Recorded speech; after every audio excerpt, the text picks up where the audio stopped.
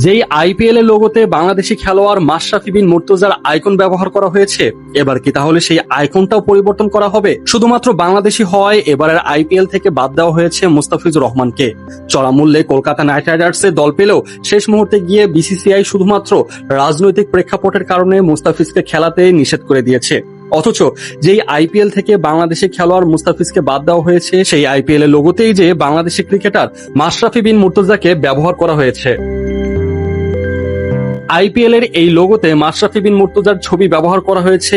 এই ব্যাপারে গেল কয়েক বছর আগে সে দেশের জনপ্রিয় ধারাভাষ্যকার ও সাবেক ক্রিকেটার আকাশ চোপড়া নিজেই স্বীকার করেছেন এবং এটা নিয়ে একটা ভিডিও বানিয়েছিলেন।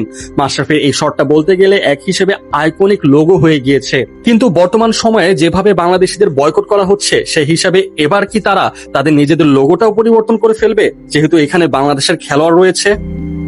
মূলত এই লোগোটায় মাশরাফি যে শটটা খেলতে দেখা যাচ্ছে, সেটা 2007 সালে টি-20 বিশ্বকাপে পাকিস্তানের বিপক্ষে মাশরাফি বিন মুর্তজা এই শটটি খেলেন, আর সেটা থেকে অনুপ্রাণিত হয়ে পরবর্তীতে তৈরি হয় আইপিএল এর লোগো।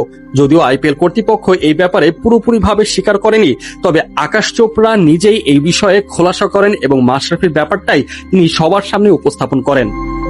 বলে রাখা ভালো, আইপিএল এ মুস্তাফিজকে খেলানো না হলেও খুব শীঘ্রই এই ভারতের মাটিতেই টি-20 বিশ্বকাপ অনুষ্ঠিত হবে, যেখানে কিনা বাংলাদেশ অংশগ্রহণ করবে। তবে এখন কথা হচ্ছে, নিরাপত্তার স্বার্থে যদি মুস্তাফিজুর রহমানকে আইপিএল এ খেলানো না হয়, তাহলে টি-20 বিশ্বকাপের সময় পুরো বাংলাদেশ দলটাকে কি যথেষ্ট নিরাপত্তা দিতে পারবে ভারত?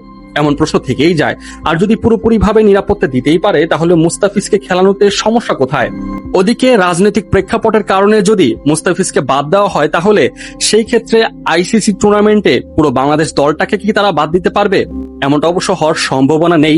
তবে বাংলাদেশ দল যদি ভারতের মাটিতে খেলতে পারে, তাহলে মুস্তাফিজের খেলতে কি বাধা, সেটাই অবাক করার বিষয়।